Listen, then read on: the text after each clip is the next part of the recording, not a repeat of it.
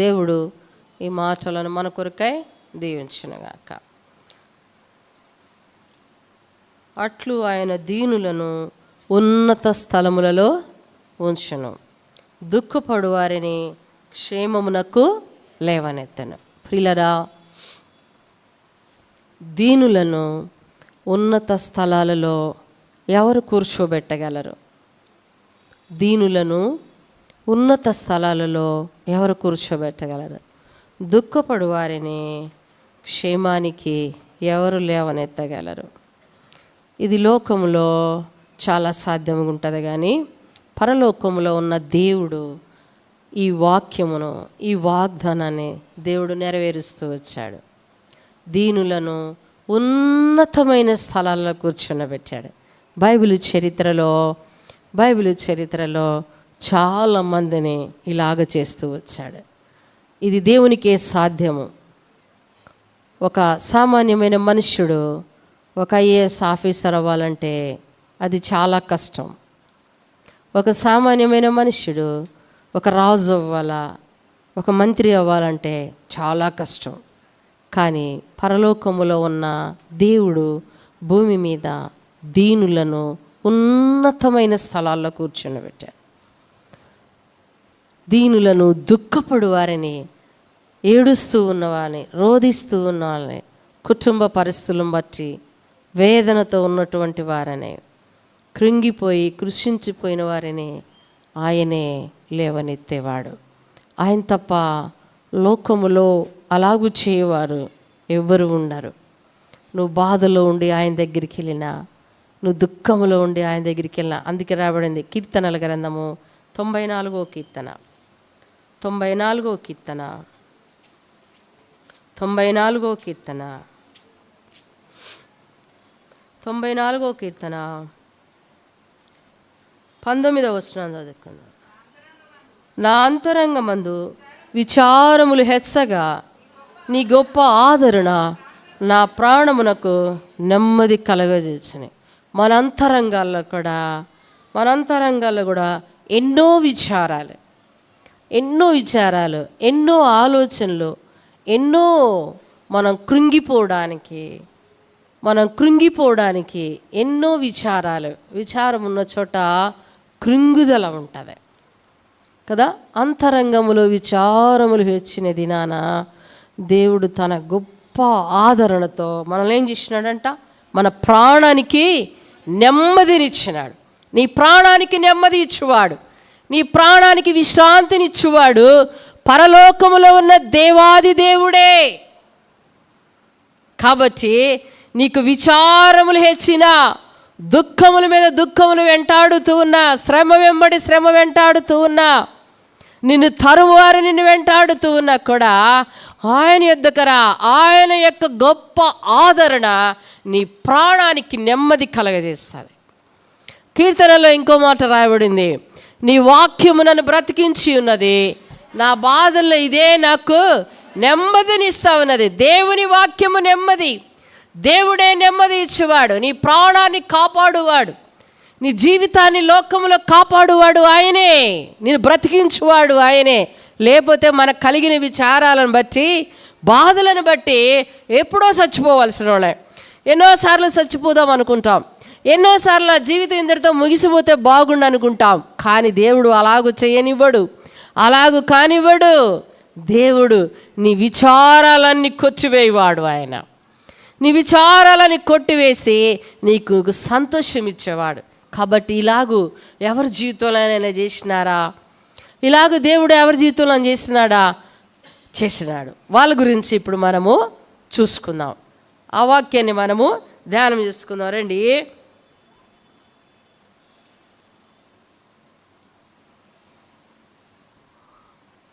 Ruth గ్రంథము మొదటి అధ్యాయం. ఈ రూతు గ్రంథము అనగానే ప్రతి సిస్టర్స్ మీటింగ్లో మనం ఈ వాక్యం వింటుంటాం కదా. ప్రతి సిస్టర్స్ మీటింగ్లో ఎన్నోసార్లు మీరు వింటుంటారు. కాబట్టి ఈ రూతు గ్రంథం అంతా కూడా ఇద్దరు స్త్రీల యొక్క జీవిత వృత్తాంతం రాయబడింది. వారి జీవితాల్లో ఎలాంటి సంఘటనలు జరిగినాయి. ఒక ఆమె జీవితంలో ఎలా జరిగింది, ఇంకొక ఆమె జీవితంలో ఎలాంటి సంఘటనలు జరిగినాయి. ఒక ఆమె జీవితంలోనేమో కలిగి ఉన్నది పోగొట్టుకుంది, ఇంకొక ఆమె జీవితంలో లేనిది సంపాదించుకుంది. అర్థమైంది కదా. ఒక ఆమె ఏమో కలిగి ఉన్న దానిని పోగొట్టుకుంది, ఇంకొక ఆమె ఏమో లేని దాన్ని సంపాదించుకుంది. ఎంత ఆశీర్వాదం కదా. లేనిది సంపాదించుకోవటం, లేనిది పొందటం, అదెంత గొప్ప ధన్యత కదా. కాబట్టి ఒక ఆమెమో పెద్ద ఆమెమో ఉన్నదాన్ని, దేవుడిచ్చిన దాన్ని పోగొట్టుకొని నష్టపోయింది. ఇంకొక ఆమెమో తనది కానిది పొంది ఆశీర్వదించబడింది. ఎన్నో దుఃఖాలు, ఆశీర్వాదం పొందడానికి ఎన్నో దుఃఖాల్లో గుండెళ్ళింది, ఎంతో బాధలో గుండెళ్ళింది, ఎంతో నిరాశలో గుండెళ్ళింది. ఊరికినే పొందిన వాళ్ళంతా ఊరికినే పొందలే కదా. మనం ఈ దినాల్లో విలియం కేరీ గారి గురించి చాలా వింటుంటాం. విన్నారా మీరు? విలియం కేరీ గారు, ఆయన ఒక పెద్ద మిషనరీ. మన దేశానికి వచ్చి మన దేశంలో మన భాష నేర్చుకొని ఈ మురికివాడలో వేరే కంట్రీలో ఉండాయన ఎంతో అందమైన దేశాలు, ఎంతో లగ్జరీగా బతికి ఆ దేశాలన్నీ విడిచిపెట్టి, వాళ్ళ పుట్టిన వాళ్ళందరినీ విడిచిపెట్టి మన దేశానికి వచ్చి మన దేశంలో ఉన్న ఈ మురికి వాడలన్నీ తిరుగుతూ ఈ ప్రజల భాష నేర్చుకుంటూ ఈ దోమలతో కుట్టించుకుంటా, తినటానికి సరిగా తిండి లేక, ఉండటానికి సరైన ఇళ్ళు లేక, చేర్చుకునేవాళ్ళు లేక, ఇలాంటి పరిస్థితుల్లో ఆయన ఈ ప్రాంతాల్లో ఉండి ఇవన్నీ నేర్చుకొని కొన్ని సంస్కరణలు కలగజేసినాడు.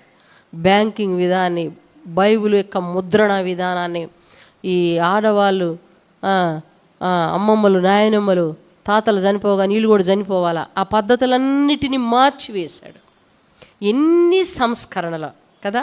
ఇలాంటి మంచి దైవజనుడిని ఇప్పుడు చెప్పుకుంటున్నాం, కానీ మనం ఆ దినాల్లో వాళ్ళు ఇన్ని సంస్కరణలు రావాలంటే ఆ దినాల్లో వాళ్ళు చాలా బాధల్లో గుండెళ్ళారు, చాలా నిరాకరణలో గుండెళ్ళినారు. ఆయనకి కొడుకు పుడితే కొన్నాళ్ళకి వాళ్ళ భార్య కూడా అక్కడ ఉండలేక ఆమె కూడా భర్త దగ్గరికి వచ్చింది పిల్లలను తీసుకొని. వస్తే వాళ్ళ కొడుకు చనిపోయినాడు. చనిపోతే పూడ్చిపెట్టుకోవడానికి స్థలం లేకపోతే ఆ ప్రాంతంలో ఉన్న వాళ్ళు, మీ పిల్లోడిని పూడ్చిపెట్టుకోవడానికి స్థలం ఇవ్వమంటే అసలు మోసే ఆ పిల్లోడిని మోసుకొని వెళ్ళేవాళ్ళు, అయితే తన కొడుకుని తానే మోసుకుంటూ పోయినాడు. మోసుకుంటూ పోతుంటే ఎంత వేదనో కదా. తను పుట్టిన కొడుకు చచ్చిపోతే ఆ కొడుకును మోసుకొని ఇంకేం దేవుడు వదిలిపెట్టి వెళ్ళిపోవాలా, ఈ పరిచర్యను ఇదంతా వదిలిపెట్టి వెళ్ళిపోవాలా, కానీ వెళ్ళిపోలే. ఆయన తన కొడుకును తనే సమాధి చేసుకున్నాడు. వాళ్ళ భార్య పిచ్చిదైపోయింది. పిచ్చిదైపోయినా కూడా ఆ భార్యను ఆయన భరిస్తూ వచ్చినాడు. ఇలాగా గొప్ప గొప్ప సంస్కరణలు ఏర్పాటు చేసిన వాళ్ళంతా చాలా బాధల్లో గుండా వెళ్ళిన వాళ్ళే. అలాగే రూతు తన జీవితంలో చాలా బాధల్లో గుండా వచ్చింది. అందుకే చదువుకున్నా ఇందాక, ఆయన దీనులను ఉన్నత స్థలములలో ఉంచును, దుఃఖపడు వారిని క్షేమమునకు లేవనెత్తను. కనుక ప్రియులరా, రూతు తన దుఃఖము, తన బాధల్లో నుండి దేవుడు ఎలాగా లేవనెత్తినాడు, అదే చూసుకుందాం రండి. రూతు గ్రంథము 1వ అధ్యాయము 16-17 వచనాలు. అందుకు రూతు, నా వెంబడి రావద్దనియో, నన్ను విడిచిపెట్టుమనియో నన్ను బతిమాలు కొనవద్దు. నీ వెళ్ళు చోటికే నేను వచ్చేదను, నీవు నివసించు చోటనే నేను నివసించేదను. నీ జనమే నా జనము, నీ దేవుడే నా దేవుడు. నువ్వు మృతి పొందు చోట నేను మృతి పొందను, అక్కడ నే పాతి పెట్టబడను. మరణము తప్ప మరి ఏదైనాను నన్ను ప్రత్యేకించినడలా యెహోవా నాకు ఎంత కీడైనా చేయనుగాక నేను. ప్రియులారా, ఇది రూతు యొక్క తీర్మానం. ఒక మోయాబు దేశస్తురాలు, మోయాబు దేశంలో పుట్టి పెరిగి ఆ సాంప్రదాయాలు, ఆ పద్ధతులు, ఆ ఆచారాలు, ఆ విగ్రహారాధన అలవాటైనటువంటి ఆమె ఒక క్రైస్తవ కుటుంబంలోకి తీసుకురాబడింది. నిజమైన దేవునిని సేవించే కుటుంబంలోనికి ఆమె తీసుకురాబడిన తర్వాత ఇక్కడికి వచ్చాక వీళ్ళ భక్తి, వీళ్ళ ప్రార్థనలు, వీళ్ళ విశ్వాసము రూతు జీవితాన్ని మార్చివేసింది. రూతు జీవితాన్ని మార్చబడింది అనుకున్న సమయంలోనే ఆమె భర్త చనిపోయాడు. చనిపోయిన తర్వాత ఇప్పుడు అత్తగారు ఇద్దరు కొడుకులు పోయినారు, భర్త పోయినాడు. ఇప్పుడు ఆమె తిరిగి ప్రయాణమై ఆమె దేశానికి ఆమె వెళ్ళిపోవాలనుకుని బయలుదేరుతూ ఉన్న సమయంలో కోడలతో చెప్తుంది, కుమార్తెలారా మీ తల్లిదండ్రుల దగ్గరికి పోండి, మీ దేవతల దగ్గరికి వెళ్ళిపోండి, మీరు ఇంకా నాకు లేరు, నేను ఒక్కదాన్ని తిరిగి నా దేశానికి వెళ్ళిపోతున్నానంటే ఓర్పా తిరిగి వెళ్ళిపోయింది. రూతు తన జీవితంలో ఆమె తీర్మానం ఎలా ఉన్నదంటే, ప్రతి మనిషి జీవితము వాళ్ళు వేసుకున్న తీర్మానం మీదే ఆధారపడి ఉంటుంది. ఏమని దేవుని దగ్గర నువ్వు తీర్మానం చేసుకుంటున్నావు, ఎన్నిసార్లు చేసుకుంటున్నావు? ఫరో కూడా తీర్మానం చేసుకున్నాడు. ఏమని చేసుకున్నాడు తెలుసా? అయ్యా ఈ తెగులు పోయిందనుకో, ఈ తెగులు మమ్మల్ని విడిచిపోతే మీ ప్రజలను పంపిస్తా అంటాడు. వెంటనే మోషే అహరోనులు వచ్చి ఆ తెగులు పోవునట్లుగా వాళ్ళు దేవుని సన్నిధిలో ప్రార్థన చేయగా ఆ తెగులు విడిచిపోతా ఉంది. పోగానే తెగులంతా వెళ్ళిపోగానే ఇప్పుడు ఫరో అంటున్నాడు కదా, నేను పంపిస్తానా? నేను ఎందుకు పంపిస్తాను? నేను పంపను ప్రజలని. అలాగున 10 సార్లు పంపుతానంటాడు, పంపుతానంటున్నాడు, కఠినపరుచుకుంటాడు. ఇది ఫరో తీర్మానము కదా. మన తీర్మానం ఇలా ఉండకూడదు, ఇన్నిసార్లు చేసుకోకూడదు. ఒక్కసారి దేవుని దగ్గర ఒక తీర్మానం చేసుకున్నావు అంటే నువ్వు చచ్చిపోయేదాకా అట్లనే ఉండాలి. ఆ తీర్మానం ఎన్నో వస్తాయి జీవితంలో. 1 సంవత్సరం 2 సంవత్సరాల, చాలా సంవత్సరాలు భూమి మీద మనం బతుకుతాం. ఈ సంవత్సరాల వ్యవధిలో ఎన్నో చేదైన అనుభవాలు మనం ఎదుర్కోవాలా. అయినా కూడా ఒక్కసారి దేవుని దగ్గర తీర్మానం చేసుకుంటే నీ తీర్మానం మార్చబడకూడదు. ఒక్కసారి దేవుని దగ్గర నీ పాపాలు ఒప్పించబడిన తర్వాత తిరిగి మరలా అదే పాపంలోకి పోకూడదు, మళ్ళా తిరిగే దానిని ఆశించకూడదు. అలా ఆశిస్తే, అలా చేస్తే దేవుడు ఏమన్నా తెలుసా? కక్కిన దానిని వాంతికి మరలా పోవునట్లు, బయటికి తీసుకురావడం తర్వాత మరలా అందులో పడి పొర్లున్నట్లుగా అట్లా ఉండకూడదు. మన జీవితాలు, మన విశ్వాస జీవితాలు దేవుని చేత మార్చబడి మారు మనసు పొంది పాపములు ఒప్పించబడిన తర్వాత నిజమైన దేవుని యొక్క ప్రత్యక్షత అనుభవము కలిగి నేర్చుకొని అనుభవించిన తర్వాత తిరిగి మరలా లోకంలోనికి పోవడం అనేది చాలా దురదృష్టం. ఒక్కసారి తీర్మానం చేసుకుంటే నీ తీర్మానాన్ని ఎప్పుడు మీరకూడదు. రూతు తీర్మానం చేసుకుంది. ఆమెకేమీ ఒక 10 సంవత్సరాలు బోధించబడలే.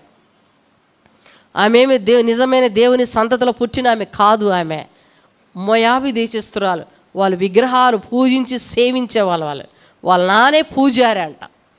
అలాంటి కుటుంబంలో నుండి వచ్చిన ఆమె ఒక్కసారి తెలుసుకుంది ఆ దేవుడు ఎలాంటి వాడో, ఆ దేవుని సత్యం ఎలాంటిదో ఎరిగింది. ఆమంటుంది కదా ఆమెతో, నీ దేవుడే నా దేవుడు. ఈ దేవుడు ఎవరో తెలుసా? ఈ దేవుడు ఎవరంటే రాబడింది కదా యెహోషువ గ్రంథము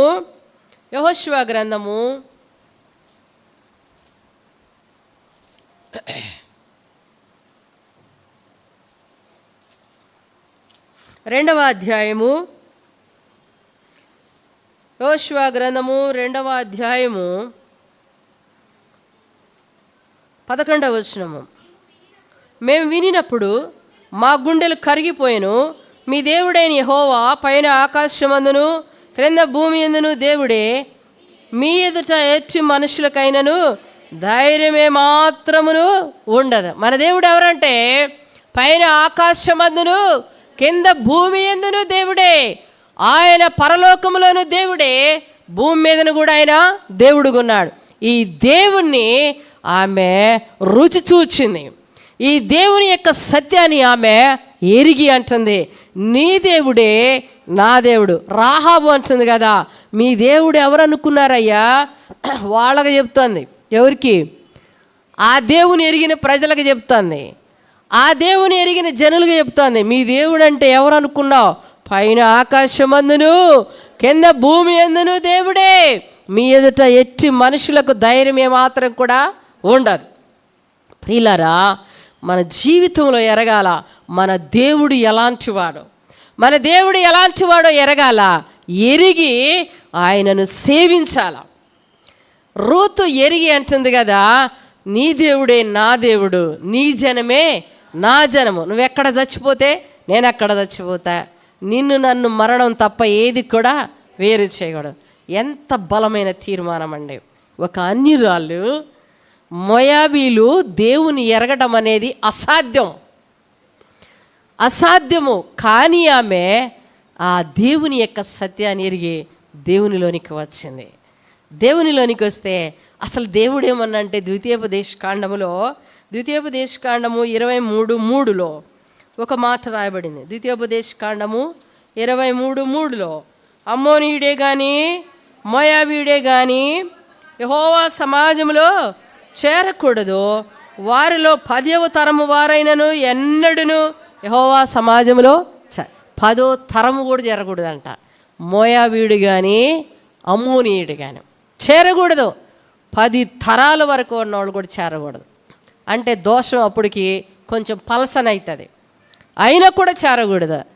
ఇలాంటి సమాజంలో ఉన్నటువంటి ఆమె ఇప్పుడు దేవుని దగ్గర ఒక బలమైన తీర్మానం, ఇలాంటి వాళ్ళను కూడా దేవుడు చేర్చుకుంటున్నారు ఆయన యందు విశ్వాసం కలిగిన వారికి. ప్రియులారా, మనము కూడా ముందు క్రైస్తవులం కాదు, మనమందరము అన్ని జనులం. మనం ఎవరివే? అన్ని జనులం. అన్ని జనుల్లో పుట్టి పెరిగి ఆ వాతావరణంలో ఉన్నటువంటి దేవుడు మనలను కూడా పిలిచి రక్షించి ఇశ్రాయేలీలతో సమానమైన వారంగా చేసినాడు. ఈ వాగ్దానాలు, ఈ బైబిలు, ధర్మశాస్త్రం అంతా ఎవరిదంటే ఇశ్రాయేలీలవి. కాబట్టి మన జీవితంలో ఇలాంటి ఇశ్రాయేలుకి ఇచ్చిన వాగ్దానాలన్నీ దేవుడు మనకిచ్చాడు. అందుకే రాబడింది, ఓ ఇశ్రాయేలు నీ భాగ్యం ఎంత గొప్పది, యెహోవా రక్షించిన నిన్ను పోలిన వారు ఎవరు కదా. ఎంత గొప్ప భాగ్యాన్ని దేవుడు మనకిచ్చాడు. ఆ భాగ్యాన్ని రూతు కూడా అనుభవించిన తర్వాత ఇప్పుడు ఆమె నయోమితో రావడానికి, వాళ్ళ అత్తతో రావడానికి తీర్మానం చేసుకొని ఆమె వచ్చింది. ఎక్కడికి వచ్చింది అంటే 2వ అధ్యాయము ఎక్కడికి వచ్చిందంట 3వ వచనంలో రాయబడింది.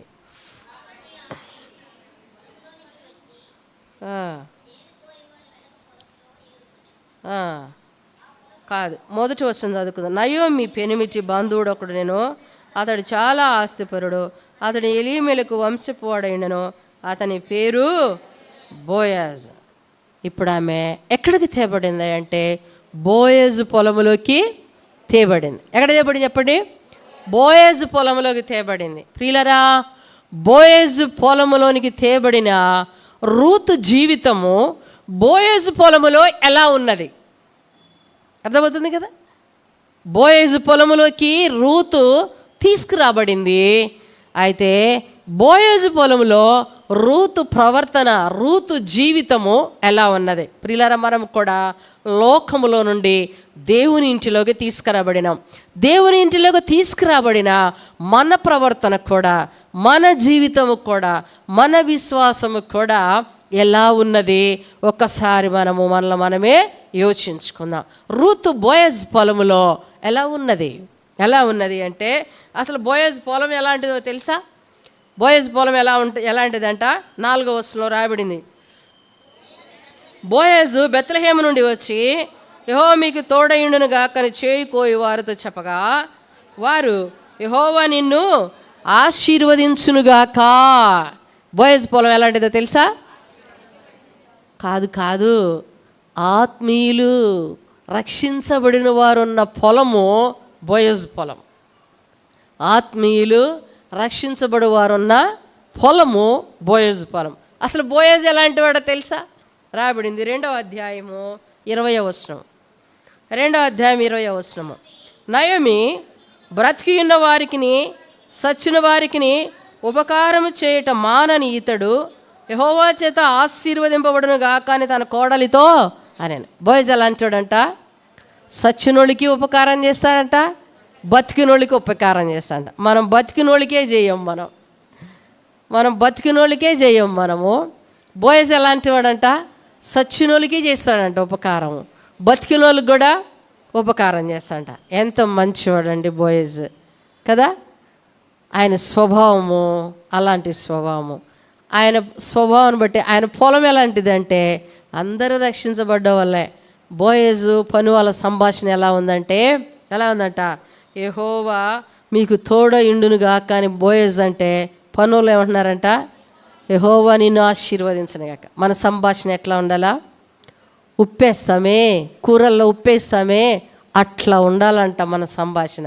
వీళ్ళ సంభాషణ ఎలా ఉంది, అట్లా ఉన్నది కదా. ఉప్పేసినట్లుగా లేదు, ఇది ఉందా లేదా, ఉంది. ఎట్లాగా, యెహోవా నీకు తోడైండునుగాక అనగానే యెహోవా నిన్ను ఆశీర్వదించునుగాక. ఎంత మంచి సంభాషణ కదా. రక్షించబడిన వారి మధ్య ఉండవలసిన సంభాషణది. ఇలాంటి పొలములోనికి రూతు తీసుకురాబడింది. ఇలాంటి పనుల మధ్యకి ఆమె తీసుకురాబడింది. ఇలాంటి రక్షించబడిన ఆత్మీయంగా ఉన్న పొలంలోనికి ఆమె తీసుకురాబడింది. ఎలా ఉన్నదో తెలుసు, వాళ్ళ మధ్య ఎలా ఉన్నదంటే, ఒక యవనస్తురాలు, యవన కాలంలో భర్త పోయినది కదా. ప్రవర్తన, చూపులు, మాటలు ఎట్లెట్లో ఉంటాయి. కానీ రూతు జీవితము చాలా డిఫరెంట్గా ఉన్నది కదా. ఇలాంటి పొలంలోకి ఆమె పరిగెరుకోవడానికి వచ్చింది కదా. ఆ పొలంలో ఎట్లా ఉన్నదంటే, రండి, మంచి పొలంలోకి ఆమె తీసుకొని రాబడిన ఆమె 7వ వచనం రాబడింది. ఆమె చేను నేను కోయివారు వెనక పనల మధ్యను ఏరుకొనుటకు దయచేసి నాకు సెలవిమ్మని అడిగాను. ఇప్పుడు ఆమె ఏం చేస్తుందంట, పన్నోళ్ళు సెలవు అడుగుతుంది. ఏమని, చేను కోసేవాళ్ళు వెనక పరిగేరుకోవడానికి. ఆమె వచ్చింది ఎందుకు వచ్చింది అక్కడికి, ముచ్చట్లు పెట్టుకోవడానికి కాదు, పరిగేరుకోవడానికి.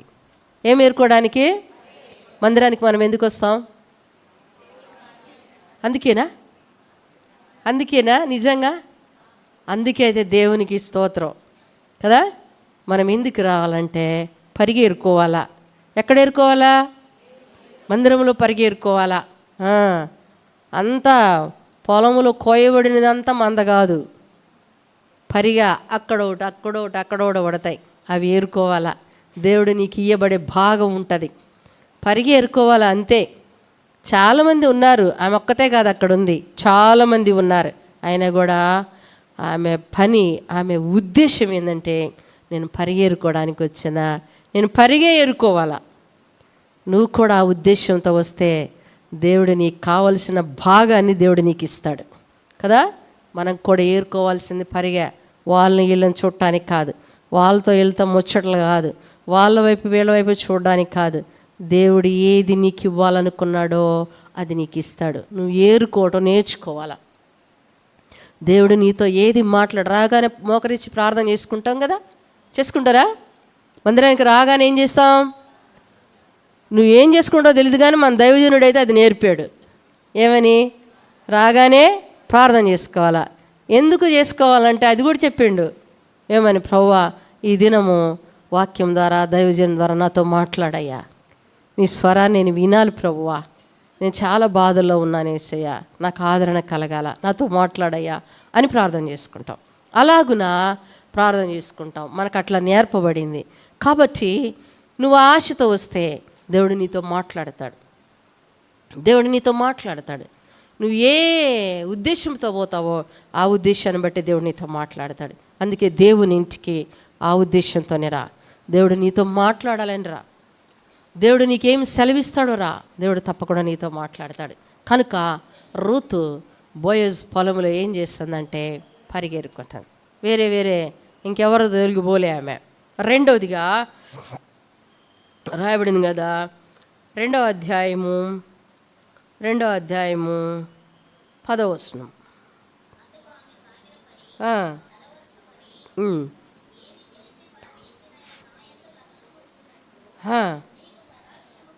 నీకు కటాక్షము కలిగిన అని చెప్పగా, బోయజు నీ పెనిమిటి మరణమైన తర్వాత నీవు నీ అత్తగా చేసిందంతయు నాకు తెలియబడను.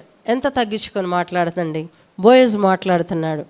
బోయజు చూస్తూ ఉన్నాడు, మాట్లాడుతూ ఉన్నాడు. ఆమె ప్రవర్తన, ఆ యవ్వనుల మధ్య, ఆ పొలంలో ఉన్న పనుల మధ్య ఈ బిహేవియర్ అంతా చూస్తూ ఉన్నాడు. మనం అనుకోం కానీ దేవుడు చూస్తున్నాడని. దేవుడికి ఎంత కన్ను ఉందంటారు తెలుసా? గంపెడంత కన్ను ఉందంటారు. ఆయన కన్నులు చాలా పెద్ద కన్నులు. మన చిన్న చిన్న గుడ్లు కానీ దేవుని అయితే చాలా పెద్ద కన్నులు, అందరినీ తేటగా చూస్తాయి కదా. ఈమె పరిగెరుకుంటా, ఆమెకు తెలియదు బోయజ్ గమనిస్తున్నాడని. బోయజ్ చూస్తూ ఉన్నాడు, గమనిస్తూ ఉన్నాడు ఆమె ప్రవర్తన ఎలా ఉన్నది. మందిరానికి వచ్చినప్పుడు, పొలానికి వచ్చినప్పుడల్లా ఎట్లా ఉంది, ఎట్లా ఏరుకుంటుంది అని గమనిస్తూ ఉన్నాడు. గమనిస్తూ అంటున్నాడు కదా. చాలా చక్కగా మాట్లాడుతుంటే ఏమంటుంది కదా, ఎంత తగ్గించుకొని మాట్లాడుతుంది చూడు. అయ్యా, ఏమి తెలిసి పరదేశినైనా నా యందు కటాక్షం ఉంచేవయ్యా. ఎంత తగ్గించుకుంటుందండి. మన ఎదుటి వారి ఎడల, మన పైవారి ఎడల మన ఎదుటి ఉన్నప్పుడు మనం ఎట్లా మాట్లాడాలా? తగ్గించుకొని మాట్లాడాలా. ఎట్లా పడితే ఎట్లా మాట్లాడకూడదు. ఎట్లా పడితే ఎట్లా మాట్లాడకూడదు. ఏదంటే అది అనకూడదు. మాట్లాడడం నేర్చుకోవాలా. ఎంత తగ్గించుకొని మాట్లాడుతుందంటే, ఏమి తెలిసిందయ్యా నా గురించి, ఏమి తెలిసి పరదేశినైనా, ఈ దేశం కాదు మాది ఎక్కడో పరదేశులమయ్యా, అందుకే పరిగెరుకుంటున్నా. ఏం తెలిసిందే అంటే ఆయన అన్నాడు, నీవు నీ అత్తగా చేసిందంతా నాకు తెలిసింది అన్నాడు. నిజంగా బోయజ్ అంతా ఎంక్వైరీ చేస్తూ ఉన్నాడు. అంతా ఎంక్వైరీ చేస్తున్నాడు. ఒక మనుష్యుడే ఎంక్వైరీ చేస్తుంటే పరలోకములో ఉన్న దేవుడు నన్ను ఎంక్వైరీ చేస్తూ ఉంటాడు. నువ్వేమేమి చేస్తూ ఉన్నావు, ఎవరెవరికి ఎట్లా చేస్తున్నావు, ఏమేమి చేస్తావు, అంత ఎంక్వైరీ దేవుని దగ్గర ఉంటుంది ప్రియులరా. కాబట్టి రూతు బోయజ్ పొలంలో ఎలా ఉన్నదంటే చాలా తగ్గించుకొని ఉన్నది. ఒక మంచి పొలంలోకి తేబడింది, రక్షించబడిన సహవాసంలోనికి తేబడిన ఆమె ఏం చేస్తుందంటే పరిగెరుకుంటుంది. మూడవదిగా ఏం చేస్తుందంట, తగ్గించుకొని విధేయత కలిగిన మాటలు మాట్లాడుతూ ఉంది. తర్వాత 17వ వచనంలో రాయబడింది, కాబట్టి ఆమె అస్తమయం వరకు ఆ చేనులో ఏరుకొనుచు తాను ఏరుకొని దాన్ని దుళ్ళగట్టగా అవి దాదాపు తూముడు ఎవలాయను. ఆమె ఏమైతే ఏరుకున్నదో వాటన్నిటినీ కూర్చుకుంటాను.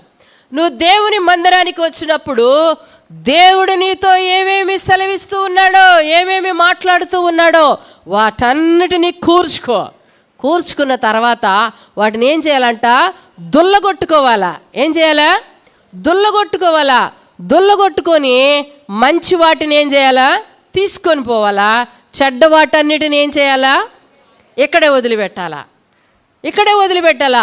రూతు తన జీవితంలో కూర్చుకున్నవన్నిటిని ఏం చేస్తుంది, ఆమె దుల్లగొట్టుకుంటుంది.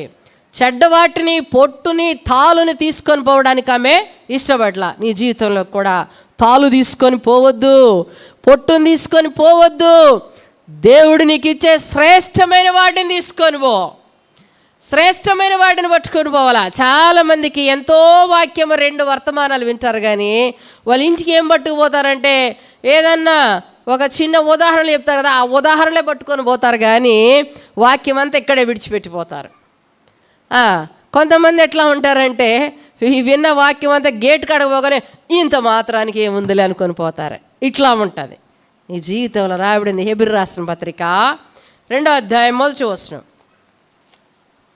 హెబ్రీ రాసిన పత్రిక 2వ అధ్యాయం 1వ వచనం. కావున మనము వినిన సంగతులను విడిచిపెట్టి కొట్టుకొని పోకుండునట్లు వాటి యందు మరి విశేష జాగ్రత్త కలిగి ఉండాలా. వినిన సంగతులను విడిచిపెట్టి కొట్టుకొని పోకుండునట్లుగా. దేవుని సన్నిధికి వచ్చి నువ్వేమి వింటున్నావు, దేవుడు నీతో ఏం మాట్లాడుతున్నాడు, ఆ సంగతులను మనం ఏం చేయకూడదంట, విడిచిపెట్టకూడదు. విడిచిపెడితే లోకంతో పాటు మనం ఏమవుతామంట, కొట్టుకొని పోతాం. కనుక రూతు తన జీవితంలో ఏవైతే ఏరుకున్నదో వాటన్నిటినీ దుల్లగొట్టుకుంటుంది. నువ్వు కూడా దుల్లగొట్టుకొని ఏం తీసుకొని పోవాలా, మంచివి తీసుకొని పోవాలా. ఏం తీసుకుపోవాలి చెప్పండి, మంచివి తీసుకుపోవాలా. పొట్టు తీసుకోవద్దు, చెత్త వద్దు. పొట్టు చెత్త అవేమవుతాయి, కాలిపోతాయి, గాలి రాగా గాలికే లేచిపోతాయి. కనుక గింజలు గింజలు తీసుకొని పోవాలా నీ జీవితంలో. ప్రియులరా, రూతు ఏం చేసిందంటే అన్నీ పొట్టుని గింజల్ని అక్కడే సపరేట్ చేసుకుంది. పొట్టును పట్టుకొని పోకుండా అక్కడే వేరు చేసుకుంది, పొలంలోనే వేరు చేసుకొని తీసుకుపోతుంది. నీ జీవితంలో కూడా ఇంటికి వచ్చినప్పుడు, దేవుని ఇంటికి వచ్చినప్పుడు చెత్త చాలా ఉంటుంది, పొట్టు చాలా ఉంటుంది, ఆ మాటలు ఈ మాటలు అది ఇది ఎన్నో ఉంటాయి. అదంతా ఇక్కడే వేరు చేసుకో. గింజలు కావాలా, గింజలను ఏం చేస్తాడంటే దేవుడు తన కొట్టులో కూర్చుకుంటాడు. పొట్టుని ఏం చేస్తాడు దేవుడు? కాల్చివేస్తాడు. నువ్వు పొట్టునే తీసుకొని పోతే నువ్వు ఇన్ని సంవత్సరాలు దేవుని మందిరానికి వచ్చి పొట్టే తీసుకొని పోతా ఉన్నావు అనుకో, చెత్తే తీసుకొని పోతున్నావు అనుకో, అదంతా ఒక దినాన దేవుడు ఏం చేస్తాడంట? కాల్చివేస్తాడు. ఆరని అగ్నితో కాల్చబడుతుంది. గింజలు దేవుని ఇంటిలో కొట్టులో ఏమవుతాయి అంటే అవి కూర్చుకుంటాడు. అందుకే నీ జీవితంలో గింజలు దేవుని వాక్యం, వాటినే కూర్చుకో. ప్రియులారా, మన విశ్వాసాన్ని, మన భక్తి జీవితాన్ని పాడు చేసేవి చాలా ఉంటాయి, దేవుని నుండి వేరు చేసేవి చాలా ఉంటాయి. వాటన్నిటి నుండి ఇక్కడే విడిపించుకోవాలా, తప్పుకోవాలా, శ్రేష్టమైనవి పట్టుకొని పోవాలా కదా. చెత్త చెదారం వేసుకొని పోవద్దు, నీ హృదయంలోకి చేర్చుకోవద్దు, వాటిని హృదయంలో స్థానం ఇవ్వకూడదు. ఒక దినాన దేవుని చిత్తం అనే అగ్ని వేసినప్పుడు అన్నీ కాలిపోతాయి. కర్ర, గడ్డి, కొయ్యకాలు ఏమవుతాయంట? కాలిపోతాయి.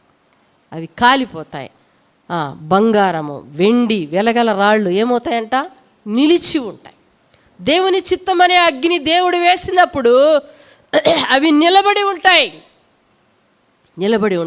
నిలబడి ఉండే ఆ శ్రేష్టమైన గింజలనే నువ్వు కూర్చుకోవాలా. ప్రియులారా, మన ముందు ఉన్న సమయము ఇంకా చాలా తక్కువ. ప్రభు చాలా సమీపంగా ఉన్నాడు. ఈ ముందున్న ఈ కాలములో ఎంతవరకు కూర్చుకోగలుగుతున్నావు? ఇప్పటి వరకు ఎంత కూర్చుకున్నావు? ఇంకా ముందుకు ఎంత కూర్చుకోగలవు? కనుక బ్రతికినామంటే బ్రతికినామని ఉండొద్దు, బ్రతికినామని ఉండదు. రూతు తన జీవితంలో ఏదైతే విడిచిపెట్టిందో ఆ స్థితికి మరలా వెళ్ళడానికి ఆమె ఇష్టపడలే. మరలా ఆ స్థితిలోనికి పోయి సంతోషంగా ఉండడానికి ఇష్టపడలా. దేవుని కొరకై ఆమె పరిగెరుకోవడానికి ఇష్టపడింది. ఆ ప్రజల మధ్య ఉండడానికి ఇష్టపడింది. మంచి వాటిని కూర్చుకోవడానికి ఇష్టపడింది. ఆమె కూర్చుకొని మంచివన్నీ ఇంటికి పట్టుకుపోతుంది. ఎందుకు పట్టుకుపోతుంది? ఇంటికి ఎందుకు తీసుకుపోతుందంటే, ఇంటి దగ్గర ఎవరున్నారు? వాళ్ళ అత్త ఉంది. వాళ్ళ అత్త ఆకలితో ఉంది. ఆకలి కలిగిన ఆమెకి ఏమేం తీసుకుపోతుంది? ఆహారం పట్టుకుపోతుంది.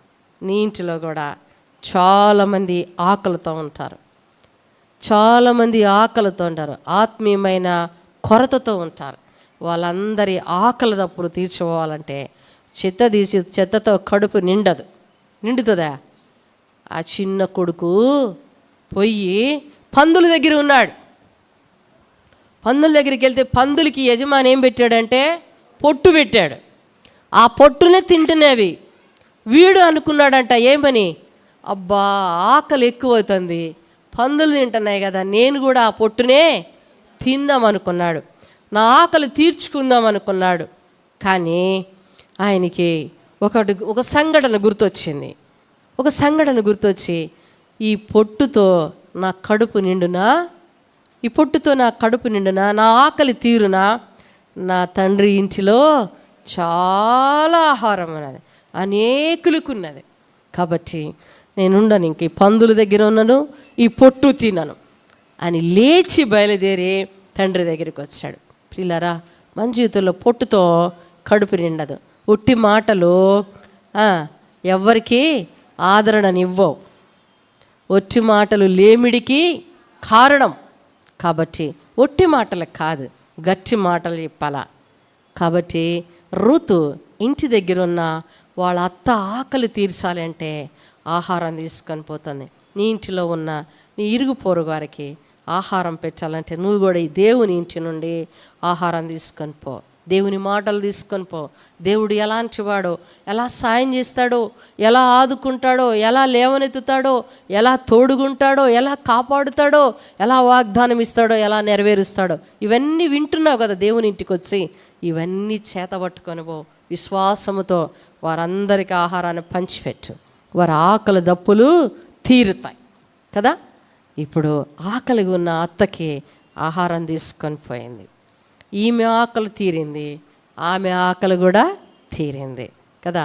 రూతుకే ఆహారం లేకపోతే రూతే ఇతరులకు పెట్టగలిగే స్థితిలోనికి వచ్చింది, ఆహారం పెట్టగలిగే స్త్రీ అయింది. తర్వాత రూతు ఆమె ఏం చేసిందంటే ఆ పొలంలో ఎలా ఉన్నదంటే మూడో అధ్యాయం 10వ వచనంలో రాబడింది.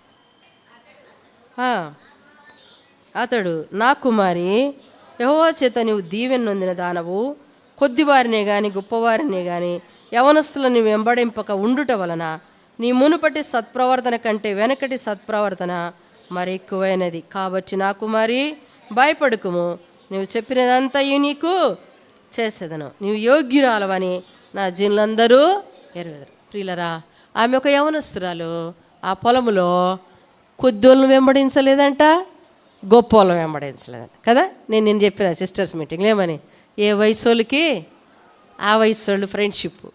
ముసలోళ్ళు యవనస్తులతో చేయలేరు, యవనస్తులు ముసలోళ్ళతో చేయలేరు, పిల్లలు పెద్దోళ్ళు చేయలేరు, పెద్దోళ్ళు పిల్లలతో సహవాసం చేయలేరు కదా. ఏ ఏజ్ వాళ్ళు ఆ ఏజ్ వాళ్ళు. ఇప్పుడు అబోయేజ్ పొలంలో సేమ్ ఆ ఏజ్ వాళ్ళే ఉన్నారు. కానీ రూతు ఎవరిని ఫాలో అవ్వలే, ఎవరిని వెంబడించలే, ఎవరితో సహవాసం చేయలే. ఆమె పనేదో ఆమె కదా. కొద్దివారిని గొప్పవారిని ఎవరిని ఏం చేయలేదంట వెంబడ. దుష్ట సాంగత్యము మంచి నడవడిని కూడా ఏమవుతుంది, చెడగొడుతుంది. దుష్ట సాంగత్యము, నీ సహవాసము ఎవరితో ఉండాలంటే మంచోళ్ళతో ఉండాలి. మంచి వాళ్ళతో ఉంటే నువ్వు ఆత్మీయంగా వృద్ధి చెందడానికి, ఆత్మీయంగా బలం పొందడానికి నీకు ఏ సహవాసం అయితే బాగుంటుందో అదే కోరుకో కదా. ఈమె ఎవ్వరిని వెంబడించలేదంట ఆ పొలంలో, ఎవ్వరిని కూడా కదా. మన మందిరానికి వస్తే మనతో దోస్తుగా ఎవరైతే బాగుంటారు, మనతో దోస్తుగా ఎవరు బాగుంటారని కోరుకుంటుంటాం కదా. రూతు అలాగూ కోరుకోలేదండి. బోయజ్ అంటున్నాడు, కుమారి భయపడకము, నువ్వు చెప్పినదంతయు నీకు చేస్తా, నువ్వు నిజముగా యోగ్యురాలవు. ఎవరంట ఆమె? బోయజ్ పొలంలో ఎలా ఉందంట ఆమె? యోగ్యురాలుగా ఉన్నది, ఎవ్వరిని వెంబడించలేదు. యోగ్యురాలుగా ఉన్నది, ఎవరిని వెంబడించలేదు. ఎంత మంచి సాక్ష్యం అండి. అంతేకాదు, బోయజ్ పొలంలో ఆమె ఎలా ఉన్నదంటే 2వ అధ్యాయము 23వ వచనం. కాబట్టి యవల కోతయు గోధుమల కోతయు ముగి వరకు ఆమె ఏరుకొనుచు బోయజ్ పనికత్తెల యొద్ద నిలకడగా నుండి తన అత్త ఇంట. బోయజ్ పొలంలో ఆమె ఎలా ఉందంట? నిలకడగా ఉన్నది. ఆమె చంచరాలు కాలేదు. కొన్నాళ్ళు ఈ పొలంలోకి, కొన్నాళ్ళు ఆ పొలంలోకి, కొన్నాళ్ళు ఆ పొలంలోకి, కొన్నాళ్ళు ఏడేదో బాగోట్లేదని ఆ పొలంలోకి, ఆడేదో బాగోట్లు ఆ పొలంలోకి. పొలాలు మారలేదు, ఆమె పొలాలు మారలే. ఏదైతే బోయజు చెప్పాడో, బోయజు ఏదైతే మాట్లాడినాడో ఆ మాటలు ఆమె జీవితాన్ని స్థిరపరచుకుంది. ఆ బోయజ్ పొలములు ఆమె ఎలా ఉందంట? నిలకడగా ఉంది. నీ విశ్వాస జీవితంలో కూడా నిలకడగా ఉండు. నిలకడగా, అటు ఇటు కాదు, అటు ఇటుగా ఉండొద్దు, నిలకడగా ఉండు. రూత్ తన జీవితంలో ఆ పనికత్తెల యొద్ద నిలకడగా ఉన్నది. ప్రియులరా, మన జీవితంలో కూడా నిలకడైన విశ్వాస జీవితానికి మనము అలవాటు పడాలి. క్రైస్తవ జీవితము సీనియారిటీ పెరిగే కొలదే నిలకడగా ఉండాలా, స్థిరముగా ఉండాలా, కదలకుండా ఉండాలా కదా. అందుకే రాబడింది కీర్తనల గ్రంథములో, యెహోవా యందు నమ్మిక ఉంచువారు కదలక నిలుచు సియోను కొండవలెను. సియోను, అది మీరు మొత్తం చెప్తలే, 125వ కీర్తన మొదటి 2 వచనాలు. యెహోవా యందు నమ్మిక ఉంచువారు కదలక నిత్యము నిలుచు సియోను కొండవలెనుందురు. యెరూషలేము చుట్టూ పర్వతములున్నట్లు యెహోవా ఇది మొదలుకొని నిత్యము తన ప్రజల చుట్టూ ఉండను. వీరు కదలక నిలకడగా ఉన్న వీళ్ళ స్థితిని బట్టి దేవుడు ఎట్లా ఉంటాడంట, తన ప్రజల చుట్టూ ఉంటాడంట. అందుకే విశ్వాస జీవితంలో నిలకడ చాలా అవసరం కదా. కొంతమంది ఆరంభంలో చాలా ఆసక్తిగా వస్తారు, మందిరానికి కూడా ఆరంభంలో చాలా ఆసక్తిగా వస్తారు. సంవత్సరం ఆరంభంలో కూడా జనవరి నెలంతా, ఫిబ్రవరి నెలంతా చాలా ఆసక్తిగా వస్తారు. మార్చి నెల నుంచి ఏమవుతుంది, తగ్గిపోతూ ఉంటుంది. విశ్వాస జీవితంలో కూడా రక్షించబడిన కొత్తలో చాలా ఆసక్తి, చాలా పట్టుదల, ముందెళ్ళాలా, అన్ని పనులు చేయాలా అని ఎంత ఆసక్తిగానో వెంబడిస్తారు. రాను రాను సంవత్సరాలు గడిచే కొలది ఏమవుతారంటే నిలకడ ఉండదు. కొన్ని పరిస్థితులు వాళ్ళని కదిలిస్తాయి, కొన్ని పరిస్థితులు వాళ్ళని తాకగానే వాళ్ళు కదిలిపోతుంటారు. అందుకే వాళ్ళలో నిలకడ ఉండదు. నీ విశ్వాస జీవితంలో దేవుడు నీకు ఏది నేర్పినాడో వాటిని బట్టి నిలకడగా ఉండు. దావీదు జీవితంలో దావీదు అంటాడు ఒకసారి, అయ్యా నా పరిస్థితులు చూస్తే నేను కదిలిపోయేటట్టున్నాయి, నాకు నిన్ను చూసి ప్రోత్సహించుకోవడానికి ఏమి హేతువు కనబడట్లేదయ్యా, నాకు ఎలాగ నన్ను నేను ప్రోత్సాహపరచుకోవాలా, నా బాధలు నన్ను తరుముతున్నాయంటే ఆయనకు ఒకటి గుర్తుకొచ్చిందంట. ఏమనంటే, పూర్వపు దినాలలో దేవుడు నాకు ఏమేమి చేశాడో, ఏవేవి చేశాడో వాటిని జ్ఞాపకానికి తెచ్చుకొని ఆయన యాత్రలో, ఆయన బసలో పాటలు పాడుకుంటూ పోయినాడంట కదా. కొన్నిసార్లు మనకెదురయ్యే పరిస్థితులు మనల్ని ఎంతో కృంగా చేస్తాయి. దేవుడు ఏం చేశాడు, దేవుడు ఎందుకు ఇట్లా చేశాడు, దేవుడు అట్లా ఎందుకు చేశాడు, మోసపోయినామా, నష్టపోయినామా అని కృంగిపోతుంటాం. ప్రియులరా, దాన్ని బట్టి దేవుని మీద విశ్వాసము ఉంచడానికి కారణం ఏది కనబడదు. దేవుని యందు నమ్మిక ఉంచడానికి కారణం ఏం కనబడదు. అందుకే దావీదు అంటాడు, దావీదు చెప్పినట్లుగా పూర్వ దినాలలో దేవుడు నీకు ఎట్లా సాయం చేశాడో, ఎట్లా కాపాడినాడో, ఎట్లా స్వస్థపరిచినాడో, ఎట్లా లేవనెత్తినాడో, ఎట్లా ఆదుకుంటూ వచ్చాడో వాటిని ఒక్కసారి ఆ కట్టడాలని జ్ఞాపకం చేసుకో. అవన్నీ ఒక్కసారి జ్ఞాపకం చేసుకుంటే అప్పుడు అర్థమైంది, నిన్ను నువ్వు దేవుని యందు నిరీక్షణ ఉంచడానికి అవి కారణమవుతాయి. కొన్నిసార్లు మన జీవితంలో, రూతు జీవితంలో అయితే నిలకడగా ఉన్నది. నిలకడగా ఉండడానికి ఆమెకి ఏమి సోర్స్ లేవు అసలు. అక్కడ ఎవ్వరు లేరు, ఆమెను అక్కడ ఎవ్వరు ఆమెకి లేరు, నయోమి తప్ప. కానీ ఆ పొలములో ఉన్న వారి ఆత్మీయత, వాళ్ళ విశ్వాసము, వాళ్ళ భక్తి ఏం చేసిందంటే నిలకడగా ఉండడానికి కారణమే. నీ జీవితంలో కూడా నిలకడగా ఉండు. ఇలాంటి స్థితిలో ఉన్న ఆమె, ఆ పొలంలో ఉన్న వాళ్ళంతా నిజంగా ఒక యవనస్తురాలే కానీ ఎంత యోగ్యంగా ఉందండి, ఎంత యోగ్యంగా ఉన్నదండి. ఎంత మంచి సాక్ష్యం చెప్తున్నారు వాళ్ళు. అంతేకాదండి, ఇంకా బోయజ్ పొలంలో ఆ ఊరోళ్ళు కూడా చెప్తున్నారంట. పొలంలో వాళ్ళు చెప్పటం కాదు, ఊరోళ్ళు చెప్తున్నారంట. 4వ అధ్యాయము 11వ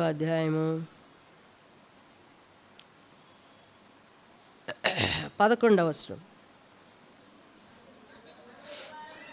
అందుకు పురద్వారమున నుండిన ప్రజలందరూ పెద్దలను, మేము సాక్షులము, యెహోవా నీ ఇంటికి వచ్చిన ఈ స్త్రీని ఇశ్రాయేలీయుల వంశమును వర్ధిల్ల చేసిన రాహేలును పోలిన దానిగాను లేయాను పోలిన దానిగాను చేయునుగాక. ఆ ఊర్లో ఉన్న వాళ్ళందరూ దీవిస్తున్నారు. ఏమని? ఇశ్రాయేలీయుల వంశాన్ని వర్ధిల్ల చేసిన లేయాను పోలిన దానిగా, రాహేలు పోలిన దానిగా రూతును కూడా చేయునుగాక. ప్రజలందరి, ఊరు వారందరి దీవెనలు రూతు మీదకి వచ్చినాయి కదా. ఆ దినాన వారందరి సమక్షంలో ఆమెకు బోయజు ఆమెను వివాహం చేసుకున్నాడు. ఎంత గొప్ప ఆధిక్యత అండి. ఆ పొలంలో పరిగెరుకుంటా ఉంది, ఆ పొలంలో పరదేశిగా ఉన్నది, ఆ పొలంలో తగ్గించుకుంది, ఆ పొలంలోని గొప్పోళ్ళని చిన్నోళ్ళని ఎవరిని వెంబడించాలా. అదే పొలంలో ఆమె యజమానురాలైంది, ఆ పొలానికి ఓనరాలైంది కదా. ఎంత గొప్ప ఆధిక్యత అండి. ఆమె బిహేవియర్ బోయజ్ పొలములో ఆమె ఎంత యోగ్యంగా బతికింది, ఇంత యోగ్యంగా. దేవుని ఇంటిలో నువ్వు ఎట్లా ఉన్నావు? దేవుని ఇంటిలో తీసుకురాబడ్డావు, శ్రేష్టమైన సంఘంలో తీసుకురాబడ్డావు. నీ బిహేవియర్ ఎలా ఉన్నది? నీ ప్రవర్తన ఎలా ఉన్నది? నీ మాటలు ఎలా ఉన్నది? నీ సహవాసం ఎలా ఉన్నది? నీ సహవాసం ఎలా ఉన్నది? నిలకడగా ఉంటున్నావా? నిలకడగా ఉంటున్నావా? ఎన్నోసార్లు వాక్యం విన్నావు, ఎంతో వాక్యం వింటున్నావు. నీ విశ్వాస జీవితం ఎలా ఉన్నది? ఒక యవనస్తురాలు దుఃఖంతో, బాధతో, కృంగిపోయిన మనసుతో ఆమె మోయాబు దేశం విడిచిపెట్టి బెత్లెహేముకు వచ్చింది. బోయజ్ పొలంలోకి వచ్చి ఎంత నేర్చుకున్నదో, ఎంత నేర్చుకుందో. నీవెలా ఉంటున్నావు దేవుని ఇంటిలో? నువ్వెలా ఉంటున్నావు దేవుని ఇంటిలో? ప్రియులరా, నీ బిహేవియర్ ఎలా ఉంది? దేవుడు పెద్ద కళ్ళు వేసుకొని చూస్తూ ఉన్నాడు. నిన్ను చూస్తున్నాడు, నిన్ను చూస్తున్నాడు, నిన్ను చూస్తున్నాడు, నన్ను కూడా చూస్తున్నాడు. ఎలా ఉన్నావు? ఎలా ఉన్నావు? ఒక దినాన పరలోక రాజ్యంలో గొర్రె పిల్ల పెండ్లి విందు ఉన్నది కదా. ఆయన భార్య రాయబడింది ప్రకటన గ్రంథం 19వ అధ్యాయం 7వ వచనంలో, ఆయన భార్య తను తాను సిద్ధపరచుకొని గొర్రె పిల్ల పెండ్లి విందులో ఆయన భార్యగా, అంటే దేవుని సంఘము, దేవుని సంఘములో చేర్చబడిన ఒక విశ్వాసిగా ఆయన ఎదుర్కోవడానికి, ఆయన కలుసుకోవడానికి నువ్వెంతగా సిద్ధపడుతున్నావు? నువ్వెంతగా సిద్ధపడుతున్నావు? ప్రియులారా, ప్రభు వచ్చే దినాలలో వాక్యం వినడమే కాదు కానీ వాక్య ప్రకారము జీవించడం ఎంతో విలువైనది. ఒక అన్యురాలు దేవుని దగ్గరికి వచ్చి ఎంత బ్లెస్ చేయబడింది, ఎంత ఆశీర్వదించబడింది. అందుకే యోబు గ్రంథము 5వ అధ్యాయం 11వ వచనంలో పడింది, ఆయన దీనులను ఉన్నతమైన స్థలములలో ఉంచును. నిన్ను కూడా ఉంచాలనుకుంటున్నాడు. నీ ప్రవర్తన కూడా రూతు ప్రవర్తన వంటిదైతే, నీవు కూడా రూతు వలె జీవించగలిగితే, దేవుడు బోయజ్ పొలంలో రూతు ఎలా యోగ్యంగా బ్రతికిందో నువ్వు కూడా అలాగ బ్రతికితే ఒక దినాన ప్రభు రాజ్యంలో, పరలోక రాజ్యంలో, దేవుడు ఉన్న స్థలంలో నీవు నేను కూడా ఆయన ప్రక్కన నిలబడడానికి, ఆయనతో ఉండడానికి, ఆ విందులో ఉండడానికి, ఆ గొప్ప యోగ్యతను మనం పొందాలంటే భూమి మీద చాలా యోగ్యురాలుగా బ్రతుకు. దేవుడు కనబడి చూస్తూ ఉన్నాడు. వాళ్ళు మెచ్చుకోవడానికి, వాళ్ళు మెప్పుగోరి, వీళ్ళ మెప్పుగోరి ఏదో కనబడే వాటి కొరకు కాదండి. ప్రభు చూస్తున్నాడు. ఆ భయము కలిగి మనం కూడా జీవిస్తాం. రూతు జీవితము మన ఎదుట ఎంతో సవాలుగా ఉన్నది. ఆమె మన మీద నేరస్థాపన చేస్తుంది. ఏమని? ఒక్కసారి వాక్యం విని, ఒక్కసారి తీర్మానం చేసుకొని నేను ఇంత యోగ్యంగా బ్రతికితే మీరు ఎందుకు జీవించలేకపోతున్నారంటే మన దగ్గర ఆన్సర్ ఉందా? ఎన్నో వాక్యాలు వింటున్నావు, ఆన్సర్ ఉందా? ప్రియులారా, మనం కూడా ఎరుగుదాం. బోయజ్ పొలంలో రూతు జీవితము ఇంత యోగ్యంగా ఉంది. దేవుని ఇంటిలో మన జీవితం కూడా ఇదే యోగ్యంగా ఉంచుకుందాం. బోయజ్ పొలం ఎలాంటిదో తెలుసా? బోయజ్ ఎలాంటి వాడో చూసినాం. బోయజ్ పొలంలో ఎలాంటి వాడు చూసినావు? అసలు బోయజ్ పొలంలో ఏమన్నా తెలుసా? 2-3 మాటలు చెప్పి ముగిస్తాను నేను. రెండవ అధ్యాయము 9వ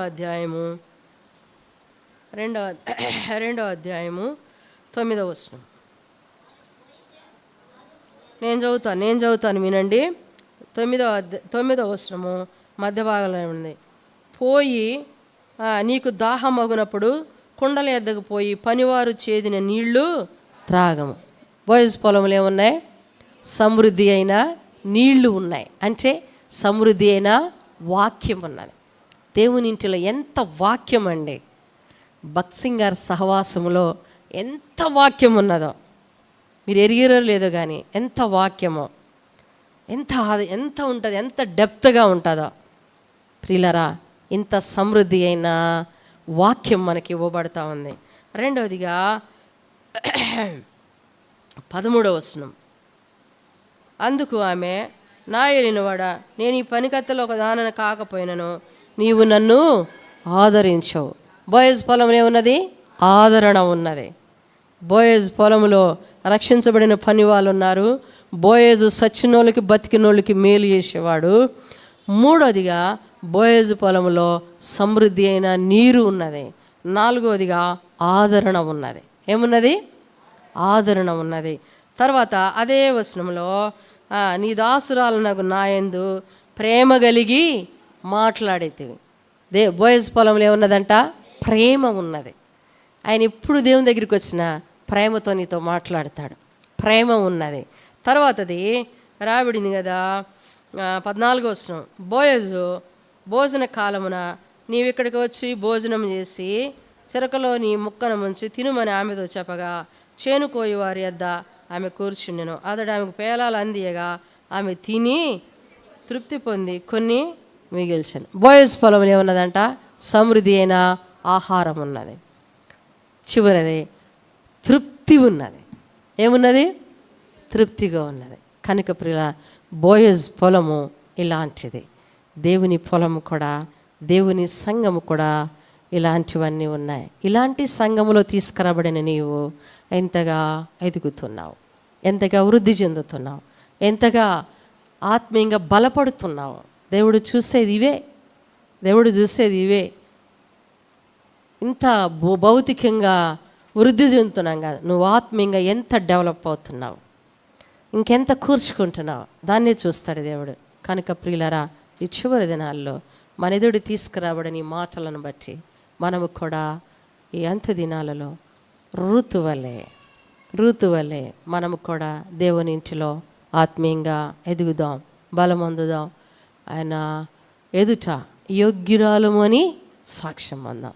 ఇలాంటి కృప దేవుడు మనందరికీ దయచేయనుగాక. ప్రార్థన చేసుకుందాం.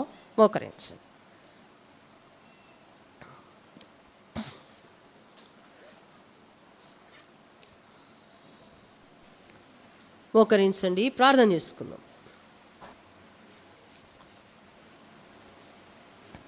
ప్రేమ కలిగిన ప్రియమైన పరలోకమందున్న మా తండ్రి, పరిశుద్ధుడు అయిన దేవా, భూమి ఆకాశములను కలగజేసిన సృష్టికర్తవైన తండ్రి, ఈ మధ్యాహ్న కాల సమయంలో మిమ్మల్ని గూర్చిన సంగతులు మా పితరులు నీ ఎదుట జీవించిన వారి జీవితాలను మీరు మా ఎదుట ఉంచుతూ వచ్చినందుకొరకై స్తోత్రాలు దేవా.